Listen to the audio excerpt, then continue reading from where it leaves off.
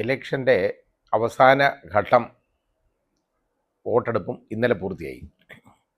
അതിനുശേഷം വൈകുന്നേരം 6:30 തന്നെ എക്സിറ്റ് പോൾ ഫലങ്ങൾ വന്നു തുടങ്ങി. എക്സിറ്റ് പോൾ ഫലങ്ങളെന്ന് പറയുമ്പോൾ അതിനകത്ത് ഇത് എങ്ങനെ ഇവർ തയ്യാറാക്കുന്നു എന്ന് ചോദിച്ചു കഴിഞ്ഞാൽ അതിന് വലിയ വിശ്വാസ്യതയൊന്നുമില്ല. എനിക്ക് അങ്ങനെ മനസ്സിലായിട്ടുള്ളത്. കാരണം ഇന്ന് വരെ എൻ്റെ അടുത്ത് ആരും വന്ന് ചോദിച്ചിട്ടില്ല. ചോദിച്ചാൽ ഞാനൊട്ട് പറയുകയില്ല ആർക്ക് വോട്ട് കൊടുക്കുന്നു. ഒന്നാമത് ഇങ്ങനെ ചോദിക്കാൻ പാടില്ല. ഒരു പൗരൻ ആർക്ക് വോട്ട് കൊടുത്തു എന്നുള്ളത് വളരെ രഹസ്യമായിട്ട് സൂക്ഷിക്കേണ്ട ഒരു കാര്യമാണ്.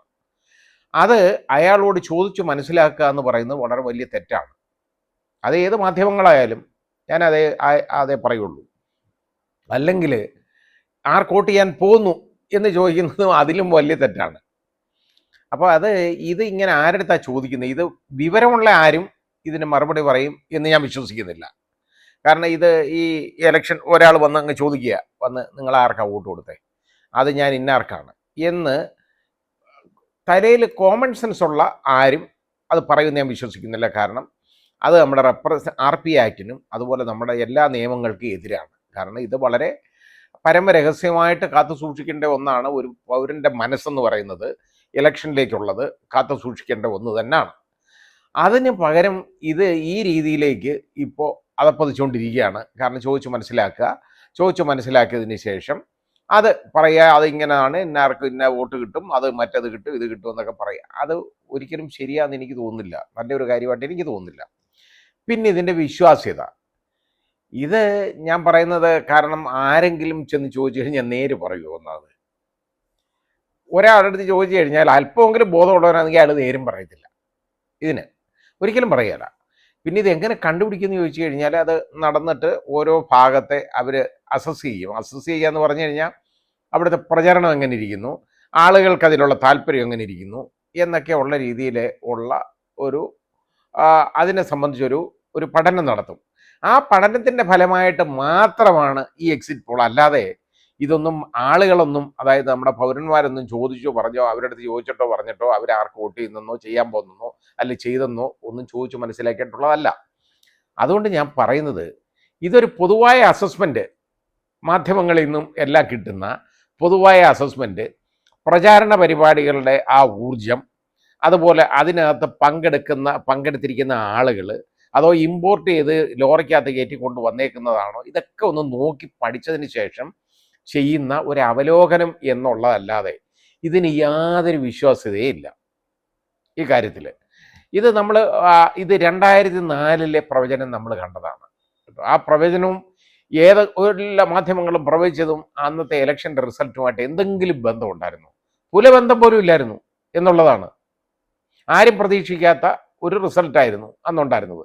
എന്ന് പറഞ്ഞതുപോലെ ഇത് ഇപ്പോഴത്തേന്ന് പറഞ്ഞാൽ ഉദാഹരണം ഞാൻ പറയാം. അതായത് ഈ UP രാഹുൽ ഗാന്ധി അഖിലേഷ് യാദവും തമ്മിലുള്ള ഒന്നിച്ചുള്ള മീറ്റിങ്ങുകൾ 2 വലിയ സമ്മേളനങ്ങൾ, അതിൽ അവർക്ക് പ്രസംഗിക്കാൻ പോലും പറ്റില്ല, ആൾ തിരക്ക് കൊണ്ടാണ്. അത് വേണമെങ്കിൽ എതിർഭാഗം പറഞ്ഞേക്കാം, ഇനി ഒരു കാലത്ത് വേണമെങ്കിൽ പറഞ്ഞേക്കാം. അത് ഇവരെ പിന്നെ ഇതുപോലെ ഇതിനെ എതിർക്കാൻ വന്നവരാണ്, അല്ലാതെ അനുകൂലിക്കാൻ വന്നവരല്ലെന്ന്. അങ്ങനെയല്ല, ആരാധകരുടെ ബാഹുല്യം കാരണം അവർക്ക് ആ സ്റ്റേജ് വിട്ടു പോകേണ്ട ഗതികേട് വന്നതാണ് 2 അപ്പോൾ അതൊക്കെ കാണുമ്പോൾ അത് അതുകൊണ്ടായിരിക്കാം UP കുറച്ച് സീറ്റുകൾ ഉണ്ടെന്നൊക്കെ ഈ പ്രവചനമൊക്കെ വരുന്നത്. ഞാൻ ഈ പ്രവചനം ഒരിക്കലും നോക്കാറില്ല. കാരണം ഇത് വിശ്വാസ്യതയുള്ള ഒരു കാര്യമല്ല, ഇത് പൊട്ടന്മാർക്ക് വേണ്ടിയുള്ളതാണ്. അല്ലാതെ ഇത് പറഞ്ഞിട്ട് എന്താ കാര്യം? ഇനി 4-ാം തീയതി ഇത് വോട്ടെണ്ണൽ ആരംഭിക്കുമ്പോൾ മാത്രമേ നമുക്ക് ഇതിനെക്കുറിച്ചുള്ള ഒരു ശരിയായ പിക്ചർ കിട്ടുള്ളൂ. അല്ലാതെ ഇത് കാണുന്നതിൽ ഒരർത്ഥവുമില്ല. അതുകൊണ്ട് ഞാനിത് കാണാനേ പോയില്ല. കാരണം എനിക്കറിയാം ഈ ലേലം വിളി ഇത് ചുമ്മാതുള്ള ഒരു കാര്യമാണ്. പിന്നെ അതല്ലെങ്കിൽ അതിനകത്ത് വേറെ ചില കള്ളക്കളികളുണ്ട്. അതുകൊണ്ട് ഞാൻ അതിലേക്ക് പോകുന്നില്ല. ഇപ്പോൾ ഇത് മാത്രമല്ല, നമ്മളിപ്പോൾ കണ്ടതെന്ന് പറഞ്ഞാൽ നമ്മുടെ ബഹുമാന്യനായ പ്രധാനമന്ത്രി ഒരു 2 കാര്യങ്ങളാണ്.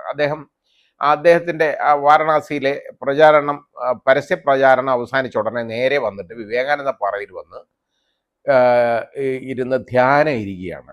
പക്ഷെ ധ്യാനം ഇരിക്കുന്ന ആൾ എന്താണ് ധ്യാനമെന്ന് എനിക്ക് മനസ്സിലാകുന്നില്ല. കാരണം മിനിറ്റുകൾ തോറും അദ്ദേഹത്തിൻ്റെ ട്വീറ്റ് വരുന്നുണ്ട്. അപ്പോൾ ധ്യാനം ഇരിക്കുന്ന ഒരാൾക്ക് അങ്ങനെ ചെയ്യാൻ പറ്റുമെന്ന് എനിക്കറിയില്ല. എൻ്റെ പ്രാർത്ഥന എന്നൊക്കെ പറഞ്ഞു കഴിഞ്ഞാൽ ഞാൻ പ്രാർത്ഥിക്കുമ്പോൾ വേറെ ഒന്നും ശ്രദ്ധിക്കാറ് പോലുമില്ല, ഒന്നും നോക്കാറില്ല. ഈ ധ്യാനത്തിൻ്റെ പ്രത്യേകത അതായിരിക്കാം, എനിക്കറിയില്ല അതിനെക്കുറിച്ച്. പക്ഷേ ഇങ്ങനൊരു സംഭവം ഉണ്ടായിട്ടുണ്ട്. അത് മാത്രവുമല്ല, വിവേകാനന്ദ പാറ എന്ന് പറയുന്ന സ്ഥലമുണ്ടല്ലോ, അത് ഭയങ്കര പ്രൊട്ടക്റ്റഡ് ഏരിയ ആണ്. അവിടെ ഫോട്ടോഗ്രാഫി സ്ട്രിക്ട്ലി പ്രൊഹിബിറ്റഡ് ആണ്. ക്യാമറ ഒന്നും കൊണ്ട് കയറാൻ പാടില്ല. അപ്പോൾ ആ രീതിയിലുള്ള ഒരു സ്ഥലത്ത് നിന്ന് അദ്ദേഹം അവിടെ നിന്ന് ധ്യാനം ഇരിക്കുന്നതിൻ്റെ പടം മുഴുവൻ മാധ്യമങ്ങളിൽ വരികയാണ്. എങ്ങനെ? അത് വളരെ വലിയൊരു ഒഫൻസാണ് അദ്ദേഹം കമ്മിറ്റ് ചെയ്തേക്കുന്നത്. അദ്ദേഹത്തിന് നിയമം ബാധകമല്ലേ? അപ്പോൾ ബാധകമാണെന്നാണ് എൻ്റെ വിശ്വാസം. അതുകൊണ്ടാണ് ഞാനത് പറഞ്ഞത്. പക്ഷേ അത് ചെയ്തേക്കുന്ന ഒരു വളരെ വലിയ ഗുരുതരമായ ഒരു തെറ്റാണ്. അത് ആര് ചെയ്താലും പറയാതിരിക്കുന്ന നിവൃത്തിയില്ലാത്തതുകൊണ്ട് ഞാൻ പറയുന്നു എന്ന് മാത്രമേ ഉള്ളൂ. അതുകൊണ്ട് ഈ എക്സിറ്റ് പോൾ ഫലങ്ങൾ എന്ന് പറയുന്നത് വിശ്വസനീയമല്ല ഒരിക്കലും. പിന്നെ കഴിഞ്ഞ തവണ എക്സിറ്റ് പോൾ ഫലങ്ങൾ വന്നപ്പോൾ അത് ഇതുപോലെ പ്രവചിച്ചു, കുറേ ഇങ്ങനെ വരുമെന്നൊക്കെ പറഞ്ഞു. ഏതാണ്ട് അതിനടുത്തൊക്കെയുള്ള കാര്യങ്ങൾ വന്നു. അതുപോലൊക്കെ വന്നു. പലരും പല രീതിയിലാണ് ഈ പ്രവചനം നടത്തുന്നത്. എന്താ പ്രവചിക്കുന്നതെന്ന് ചോദിച്ചാൽ നമുക്ക് ഒരിക്കലും പറയാനും പറ്റുന്നില്ല. കേരളത്തിലെ പ്രവചനം പോലും വരുന്നുണ്ട്. ഒരിക്കലും വിശ്വസിക്കാൻ വയ്യാത്ത പ്രവചനങ്ങൾ കേരളത്തിലും വരുന്നുണ്ട്. അപ്പോൾ അത് വന്നു കഴിഞ്ഞാൽ ആ പ്രവചനങ്ങൾ നോക്കുകയാണെന്നുണ്ടെങ്കിൽ, ഇന്നിപ്പം ഞാൻ പത്രത്തിൽ നിന്ന് കണ്ട, മറ്റേത് ഞാൻ കണ്ടില്ല, ആ പ്രവചനങ്ങൾ നമ്മൾ നോക്കുകയാണെങ്കിൽ അതിനകത്ത് രസകരമായ ഒരു കാര്യം എന്ന് പറയുന്നത്, ഇടതുപക്ഷം, അതായത് ഈ നമ്മുടെ ലെഫ്റ്റ് വിങ് എന്ന് പറയുന്ന അവർ യഥാർത്ഥത്തിൽ 3-ാം സ്ഥാനത്തേക്ക് തള്ളപ്പെടുകയാണ് വോട്ട് ഷെയറിങ്ങിൽ.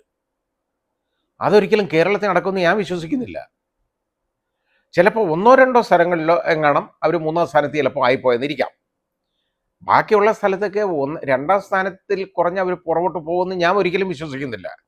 വോട്ട് ഷെയറിങ് എന്നൊക്കെ പറഞ്ഞു കഴിഞ്ഞാൽ ഇത്രയും വലിയ വോട്ട് ഷെയറിങ് 28% ആണ് BJPക്ക് വോട്ട് ഷെയർ പറഞ്ഞേക്കുന്നത്.